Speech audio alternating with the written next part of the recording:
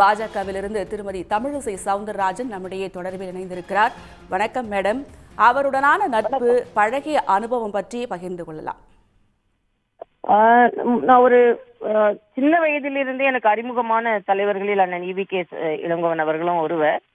என்னை எங்க பார்த்தாலும் ஒரு அரசியல் கட்சி தலைவர்னு இல்லாம ஒருமையில கூப்பிடுற அளவுக்கு என் மீது ஒரு பாசம் கொண்டவர். கடைசி வரைக்கும் அவர் என்னை நீ வா போ அப்படிதான் கூப்பிடுவாரு. நான் அப்படி சின்ன வயதுல இருந்து என்னை பார்த்து பழகினதுனால. அது மட்டுமல்ல, ஒரு திராவிட இயக்கத்தில் பிறந்து, திராவிட குடும்பத்தில் பிறந்து தேசிய இயக்கத்தில் தன்னை இணைத்து கொண்டவர். மரியாதைக்குரிய சிவாஜி கணேசன் போன்றவர்களோட ஒரு தேசிய நடிகர் என்ற வகையில் அவர்களோட இணைப்பில் இருந்தவர்.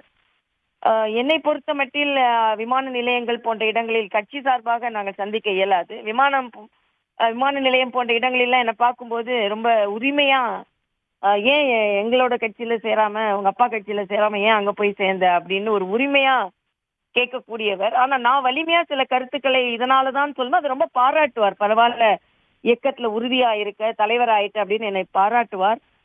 சில நேரங்களில் வெளிப்படையாக நான் தலைவரா இருக்கும்போது சில விமர்சனங்கள் தவறாக வைத்து விட்டார்.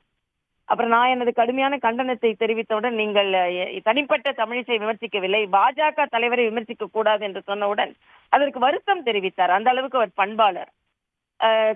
தனது மனதில் பட்டதை பட்டென்று வெளியே சொல்லக்கூடியவர். தன் கட்சியே விமர்சனம் செய்யக்கூடிய ஒரு துணிச்சலான ஒரு தலைவர். அவரை இயல்பான தலைவர், இயற்கையான தலைவர், செயற்கைத்தன்மை அற்ற தலைவர். அவரை இழந்து வாடும் இயக்கத்திற்கும் குடும்பத்திற்கும் எனது ஆழ்ந்த அனுதாபங்கள். ஒரு நல்ல அரசியல்வாதியை தமிழக அரசியல் இழந்திருக்கிறது என்று தான் சொல்ல முடியும். உடனுக்குடன் செய்திகளை தெரிந்து கொள்ள சன் நியூஸ் பெல் ஐகானை கிளிக் பண்ணுங்க.